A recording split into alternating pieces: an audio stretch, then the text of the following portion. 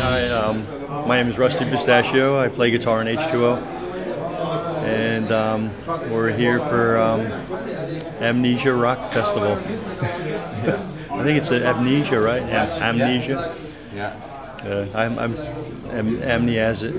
amnesiatic right now. No sleep and trying to drink coffee. There's definitely we're fans of so many different styles and so many different bands. And back then, we love Sick of It All. We love Suicidal Tendencies. There's other newer bands. Madball. We love Madball. And they're heavy and there's an aggression there. But it's with us. We knew we weren't them. It's we would love to play that heavy and that hard, but it wasn't quite maybe not in our DNA.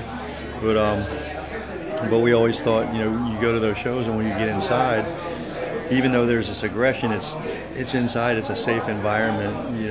You could elbow someone, you knock them down, but you pick them up. So it's that was the little sanctuary, and a lot of we took it to heart. We're like, oh, this is our sanctuary. Let's talk about how the positive sides of it, and just the idea that you get there and it's all your friends. And if your home life sucks or if you have shitty parents, you get together, you hear this music, you expel some energy, you meet a bunch of friends, and it's all like a good united scene. And so we were experiencing that, and so we would just kind of sing about the positives of what was going on. And the minute you get outside, especially like East Village or Lower East Side, even way uptown, the minute you get outside and start walking the streets, that's when you got to worry. You got to watch your back. No one's going to pick you up if you fall down, at least not regularly. But yeah, that's our message came because we had a good tight-knit set of friends, and we knew everyone was looking out for each other, and you kind of had to as well.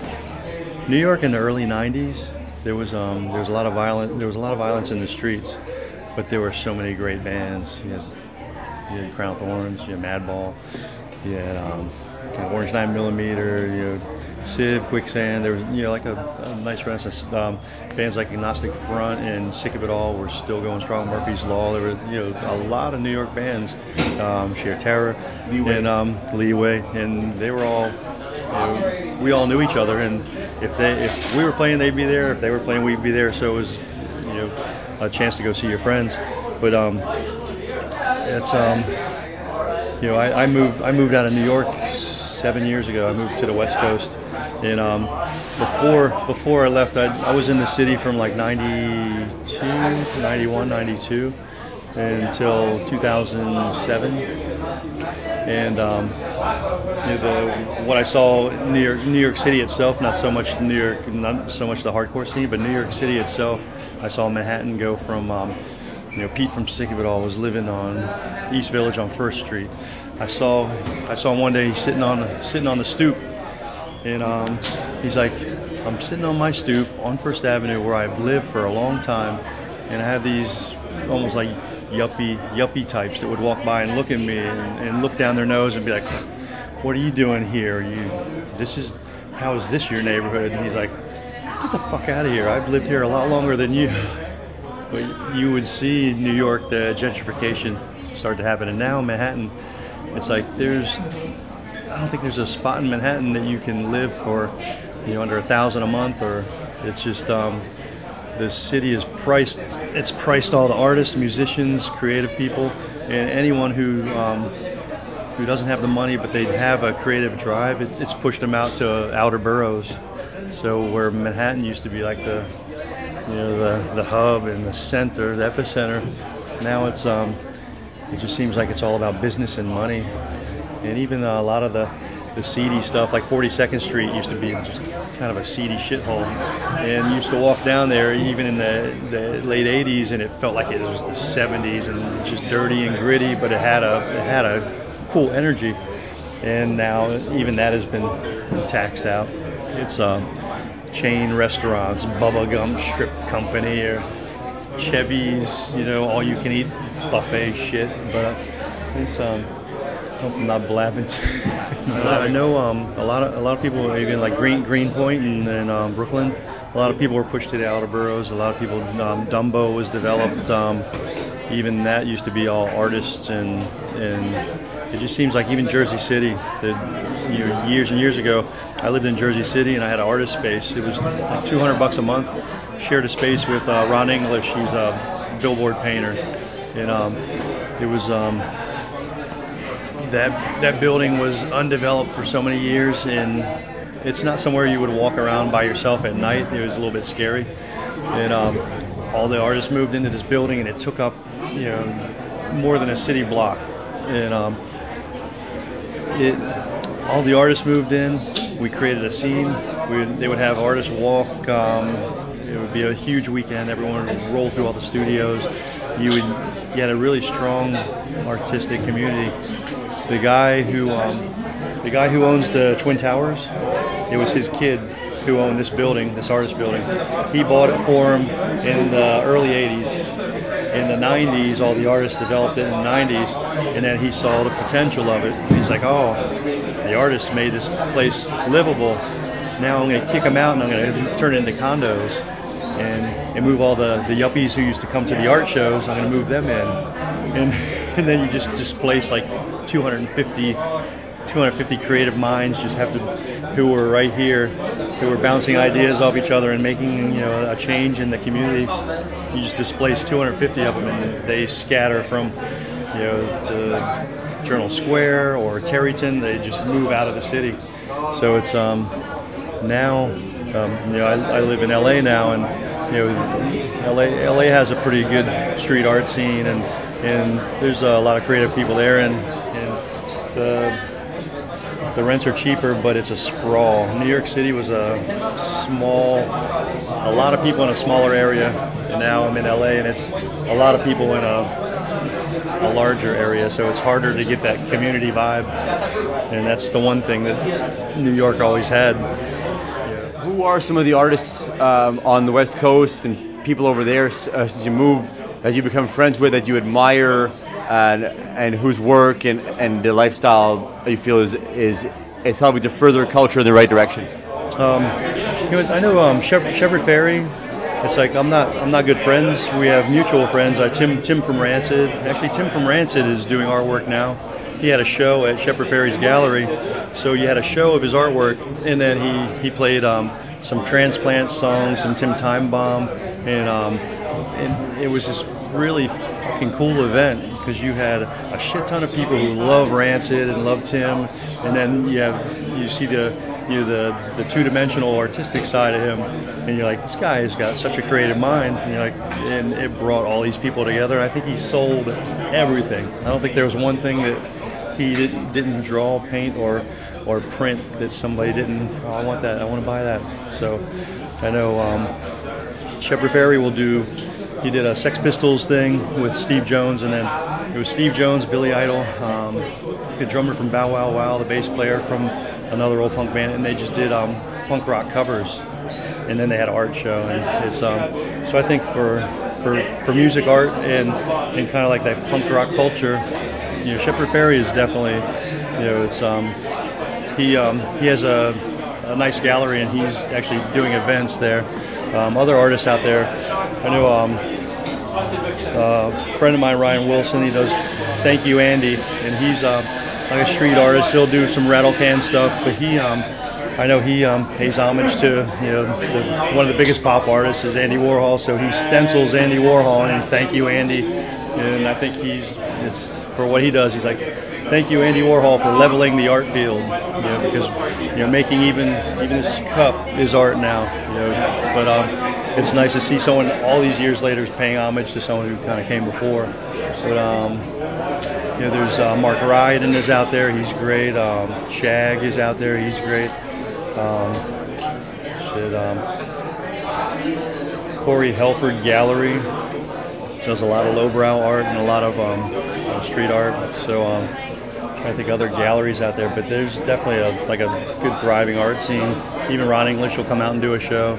And there's like a crossover toy art gallery it's more vinyl toys and drawing and painting and even T-shirts and commodity. But they push the envelope. Like what's collectible and what's art. But I think who else out there?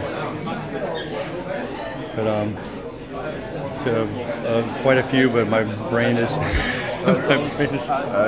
You see, post 9/11, a lot of drugs, a lot of hard drugs being used everywhere. A lot of people dying from hard drugs that, I think many of us in the 90s had hoped was a thing of the past.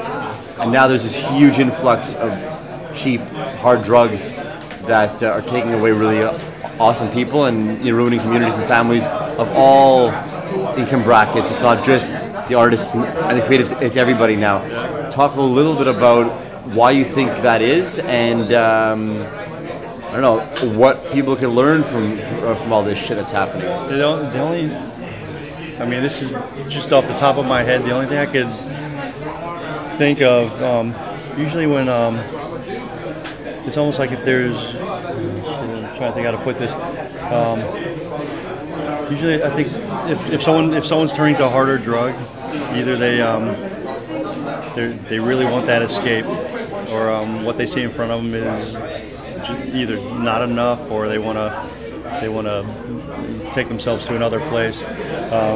With the economy dipping up and down, maybe it's a cheaper way to get a lot farther from reality. It's hard to say. It could be as simple as it's readily available, and there's more drug pushers that say, here, I got this awful shit that's really, it's going to take you somewhere good, even though it doesn't. I've never been addicted to anything other than maybe donuts, like sugar. Coffee. Definitely not addicted, but I love coffee. I'm total coffee fiend. But it's the whole. There's different parts of me that used to be like, oh, look at that fucking shitbag junkie. He's got to get his fucking life together. And then I have a lot of sober friends in LA, and you just realize that there's the drugs are just way bigger than they are, and they have no control. And it's like just like smoking like cigarettes. To me, it's I've lost a lot of friends to cancer, and it's from cigarette smoking, and it's legal. So it's hard to say. I'm definitely not an expert on why there would be more harder drugs and why they're more readily available, and even that psyche. I'm not schooled in the psyche of an addict's mind. But the only thing I can think is their reality is, or maybe they abused as a child, and they're just trying to run from some feeling that they can't deal with.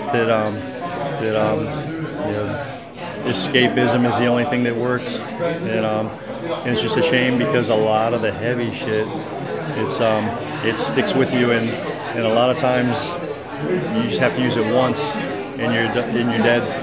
And I know a lot of the sober guys that I know, they admit, if I didn't get sober, I would be dead. And they'll admit, the first time I try heroin again, it'll kill me. And that's why they stay sober, because they know all they need is one relapse and they're dead. And they have a lot more respect for themselves and their lives, so they don't do it. But I feel bad for anyone who doesn't have the strength, and I feel happy when I hear my friends going, oh yeah, so-and-so used to drink, do pills, and now he's sober. There's a friend of ours, he's playing today.